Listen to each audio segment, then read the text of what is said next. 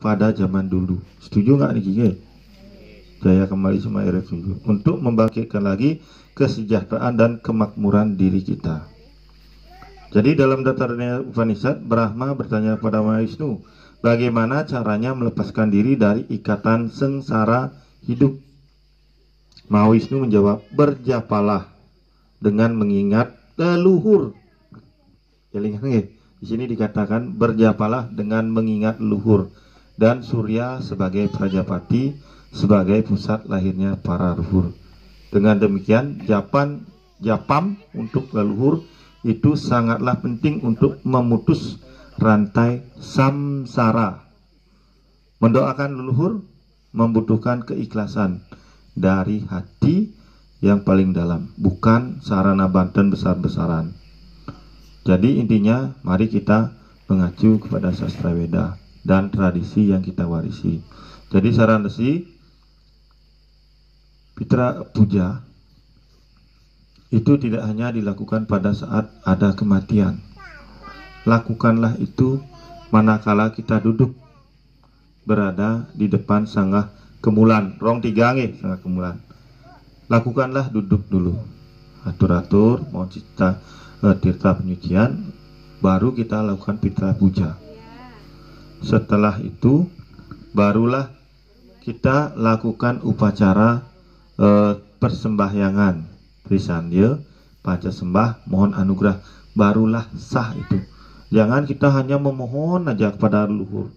Sing tawang leluhur itu nak kewah masih irago kumuh bang beban leluhur gitu.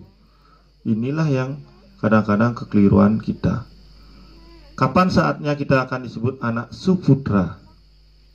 Pada saat orang itu mau selalu meningkatkan kedudukan roh leluhurnya, membebaskan leluhurnya itu, barulah dia akan bisa mencapai yang disebut anak suputra. Jadi suputra itu orang yang akan mampu membebaskan leluhurnya 10 reinkarnasi ke bawah ke belakang dan menyelamatkan keturunannya 10 garis keturunan yang ke-10. Jadi antara reinkarnasi jadi pekak kumpi gini, jadi 10 keturunan bisa diselamatkan. Jadi leluhur kita membuat sanggah kemulan bukan gunanya untuk memohon anugerah melulu, tapi berkewajiban membantu mendoakan leluhur kita agar terbebas dari derita sengsara, alam sengsara. Jadi disinilah referensinya kita itu agar diingat kembali. Yang kedua, eling dengan otonan. Dan eling ada yang eling dengan otonan? Ada mungkin yang nggak pernah otonan nih.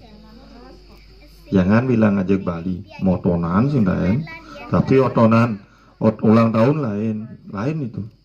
Jadi otonan celeng, sampi, ingat dia disebut tumpak kandang.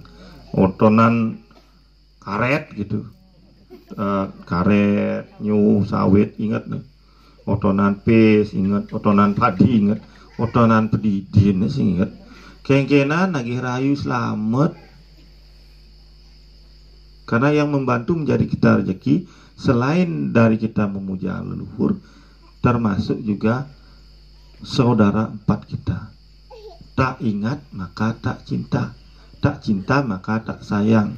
Ingat nih keng, bahasa itu pasti karena kita lupa. Itu pesan si Ampura nih keng, si hanya sekedar mengingatkan nih keng. Jadi intinya mari kita benar-benar fungsikan pura kita sebagai sarana bakti kita kepada leluhur, agar leluhur kita bisa mencapai alam yang terbebas dari penderitaan beliau. Karena di sini tadi Ampura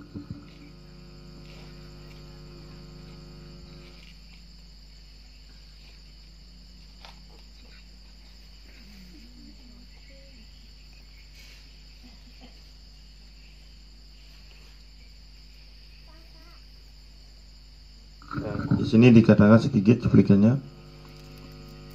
Kematian adalah proses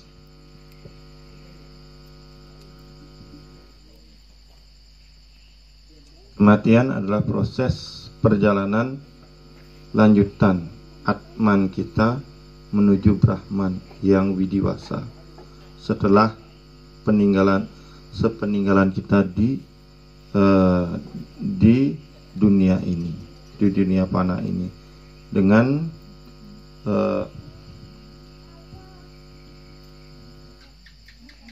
media jasad kita, tubuh kita.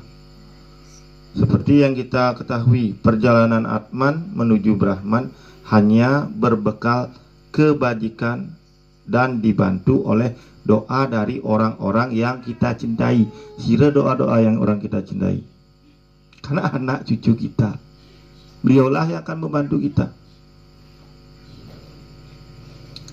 Doa tersebut biasanya disebut dengan pitra puja, dilakukan oleh sanak keluarga untuk mempermudah perjalanan menuju alam nirwana.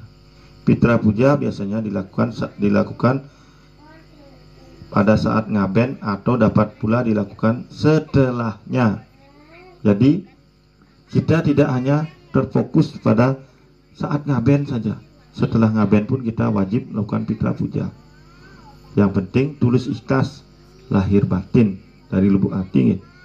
Mugi-mugi nanti bisa kita lakukan untuk mendapatkan sesuatu kebahagiaan yang benar-benar kita capai.